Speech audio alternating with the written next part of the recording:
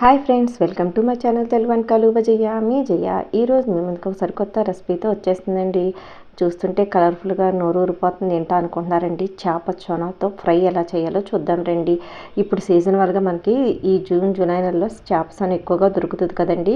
దాన్ని అయితే శుభ్రంగా ఇలా క్లీన్ చేసి ఒక బౌల్లో పెట్టుకున్నానండి.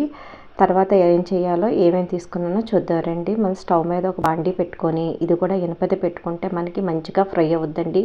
కొంచెం మనకి తీసుకునే దానికుండా వెడల్పుగా ఖాళీగా ఉన్నట్టు కట్టుకుంటే మనకి కలుపుకోవడానికి కూడా ఫ్రై చేసుకుంటానికి బాగుంటుందండి. స్టవ్ చూసారు కదా, బాండీలో ఆయిల్ వేసి వేడెక్కిన తర్వాత ముందు కొంచెం ఒక అర స్పూన్ జీలకర్ర వేసానండి. అది ఇలా వేగుతుండగా పచ్చిమిర్చి వేసుకున్నాను, సన్నంగా కట్ చేసి. మనం స్పైసీకి తగినట్టుగా వేసుకోవచ్చండి. ఎక్కువైనా దీనికి ఎక్కువ స్పైసీ అది ఉంటేనే బాగుంటుందండి. మసాలా కానీ కారం కానీ ఎక్కువ ఉంటేనే మనకి ఈ సొన ఫ్రై అన్నది బాగుంటుందండి. చూసారు కదా, ఇలాగా పచ్చిమిర్చి, ఆనియన్స్, కరివేపాకు, కొంచెం సాల్ట్ వేసి మంచి బ్రౌన్ కలర్ వచ్చే వరకు వేయించుకోవాలండి. మీడియం మంట మీద పెట్టుకుంటూ మధ్యలో కలుపుకుంటూ ఇలా వేయించుకుంటే మంచిగా బ్రౌన్ కలర్ వచ్చేస్తాయండి. చూసారు కదా, మంచిగా ఎగాయి. ఇప్పుడు ఇవి వేగిన తర్వాత అయితే మనం కొంచెం చూసారు కదండి, దీనికి ఆయిల్ కూడా కొంచెం ఎక్కువే పడుతుందండి. అలాగే కారం, ఉప్పు కూడా ఎక్కువే పడతాయండి. అలా అయితేనే మనకి నీచు వాసన రాకుండా మంచి టేస్టీగా ఉంటుంది. అల్లం వెల్లుల్లి పేస్ట్ కూడా కొంచెం ఎక్కువ వేసుకుంటేనే మంచిగా స్పైసీగా ఘాటుగా ఉంటుందండి. ఒక 2 స్పూన్ల వరకు అల్లం పేస్ట్ వేసుకున్నాను. చూసారు కదా, టీ స్పూన్తో 2 స్పూన్లు అల్లం వెల్లుల్లి పేస్ట్ వేసి పచ్చివాసన పోయే వరకు మంచిగా వేయించుకోవాలండి.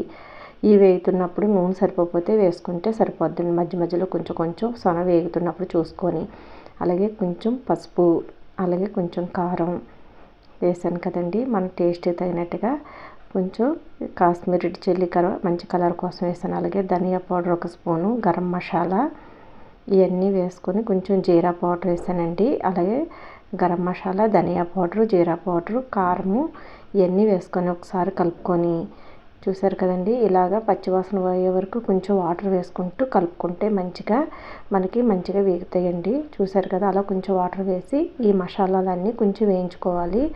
ఇలా వేగిన తర్వాత మనం ఈ సొనకు తగినంత వాటర్ వేసుకోవాలండి. చూసారు కదండి, మంచిగా వేగింది.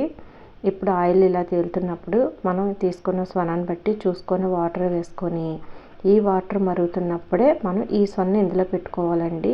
కొంతమంది దాన్ని ముందుగానే వాటర్లోనే ఉడికించేసి ఆ తర్వాత ఇలా ఇప్పుడు మనం వేయించుకున్నాం కదండి, ఇవన్నీ వేయించుకున్న తర్వాత ఈ సొన కూడా ఇందులో వేసేసి కలుపుకుంటే అలా కూడా ఫ్రై అయిపోద్దండి. పొడిగా ఇలా వేసుకున్న పొడిగా అయిపోద్ది. ఇందులో కొంచెం ఈ వాటర్లోనే ఉడికి ఆ నీళ్ళు ఇలా ఇంకిపోయి దగ్గర అయిపోయే వరకు వేయించుకోవాలండి.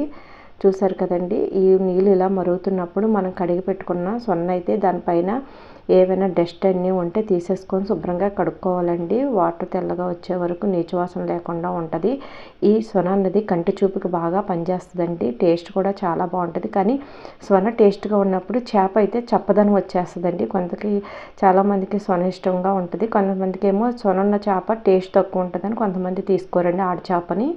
చూసారు కదండి, ఇదంతా వేసుకొని ఒకసారి కలుపుకొని మూత పెట్టుకొని కొంచెం ఉడుకు వచ్చిన తర్వాత హై ఫ్లేమ్లో పెట్టిన దాన్ని చిన్న మంట పెట్టి ఇలా దగ్గరగా అయ్యే వరకు అయితే ఇలాగా చూసారు కదండి, మధ్యలో కలుపుతూ ఇది పొడిగా వచ్చే వరకు ఇలాగా మధ్యలో కలుపుతూ ఉడికించుకోవాలండి. మధ్యలో ఒకసారి ఇలాగా అంతా ఉడికిన తర్వాత ఒకసారి ఉప్పు, కారం అన్నీ సరిపోయలేదో చూసుకొని, సరిపోతే మరొకసారి వేసుకొని అలా కలుపుకుంటూ ఇది పొడిగా వచ్చేలాగా. కొంతమంది అయితే కొంచెం సొనగొడ్డల్లా ఉంచుకుంటారండి. కానీ అలా ఉంచుకుంటే లోపలికి ఉప్పు, కారం అది వెళ్ళదండి. లోపల తెల్లగా పచ్చివాసన వచ్చేలా ఉంటుంది.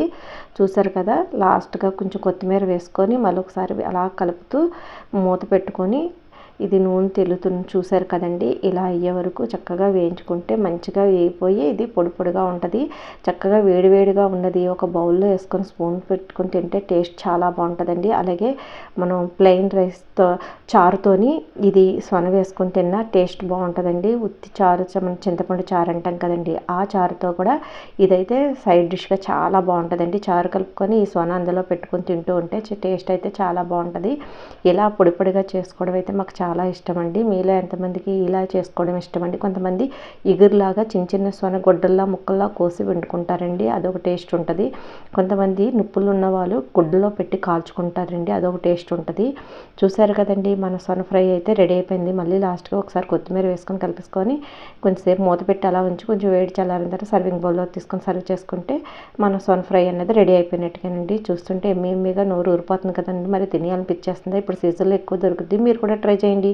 Thank you for watching friends.